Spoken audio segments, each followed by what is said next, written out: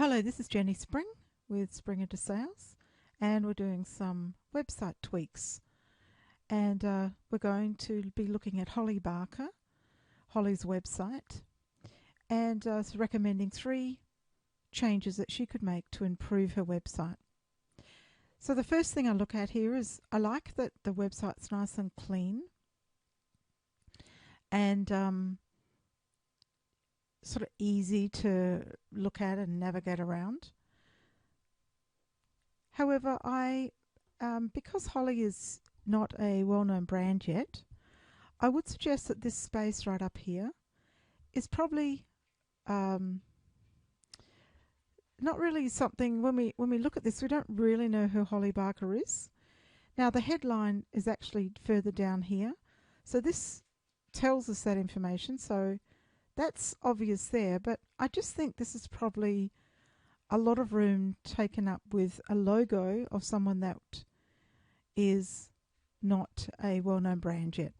So I would tend to want to reduce this logo and put more of the why do I care about this here on this page. So some more words about that I can connect in so that I know, hey, I've got to the right page and this looks interesting. Maybe I'm getting married, I'm going to a school ball, but something that connects in very quickly. So that's my first tweak, is to reduce the logo and to make this sort of information more obvious so I know within 3 seconds that, yeah, this is the right page for me. The second tweak that I would suggest is this one. Now, unfortunately, when we put a Facebook button like this here, when I click it, I'm going to click it now, it actually takes me out away from the website and back over to Facebook. Now, our ideal scenario is that when people get to our website, we actually want them to stay there. We don't want to head them over to somewhere else. So instead of doing this option here for Facebook, I recommend that you put a like box. And a like box allows you to just click but still stay on the page. So that's our tweak number 2. Let's keep them on your website. Tweak number 3, when I click on About the Designer, now this is one of the most visited websites, most visited pages on our website. So once we say, oh, this looks interesting, usually we come into the home page, we like, oh, okay, this looks like what I'm looking for, and we might have a little look around. Often we then go and have a look at who it is that we want to be buying from. So when I read this About page, I would like to see a connection with me first. So the connection might be that you understand me, you understand who I am, you understand what my needs are. So maybe you might realize that I'm a bride looking for a special headpiece for my wedding. Maybe I am going to a formal function.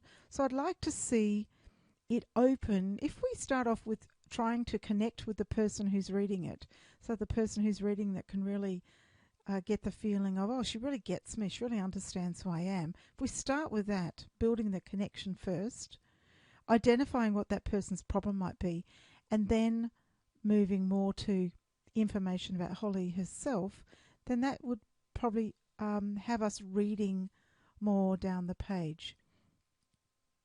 So that would be my suggestion, is at the top, instead of where you studied, but to actually put a connection through. So, maybe you're a bride needing a headpiece, going to a formal occasion and just want that special something, going to the races or whatever it is. So start with identifying who the person is and what their problems are, and then from there put your expertise and abilities and credibilities there. The other thing, Holly, that I think would be really useful on this page is a customer testimonial, so that we know, oh, look at that, she's done this for this person. So that's our third tweak. Now I'm going to add one more recommendation for a tweak here. There's no way for me to sign up on an email list, and our email list is actually our biggest revenue generator and our biggest opportunity to actually have a one-on-one conversation with people who are not quite ready to buy yet, or maybe they've already bought, but they're not quite ready to buy yet. So they might have been in an investigative mode. That's a long word. They might be investigating and looking and thinking, I've got a formal event coming up. I'm just going to have a look around right now. So they might be in that mode. They come to your website, this looks quite interesting, but I'm not actually ready to buy. But I don't want to forget about this website either. So what I'd like to see is, and possibly up on the right-hand side, because this is actually a very, very important component of your website, especially to capture people in that investigation mode, is up here I'd like to see what we call an opt-in box to capture email addresses. Now, the greatest way of doing that is to offer something a little bit special that is particular to you and the kind of people that you want to sign up. So my suggestion might be something like,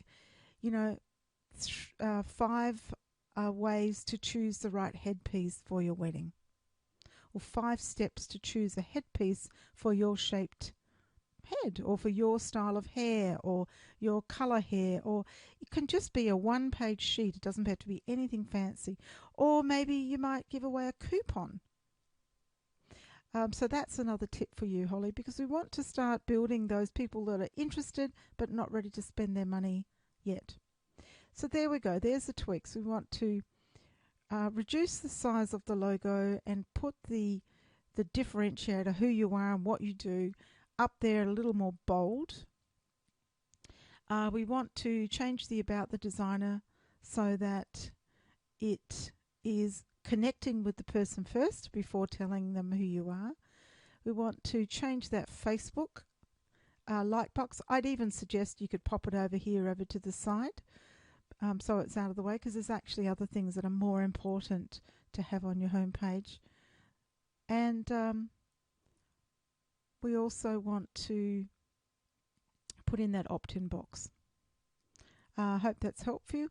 We've got a lot more reviews on our YouTube channel, and also you're welcome to go to springintosales.com and find out a lot more information about the kind of tweaks that you want to have on your website.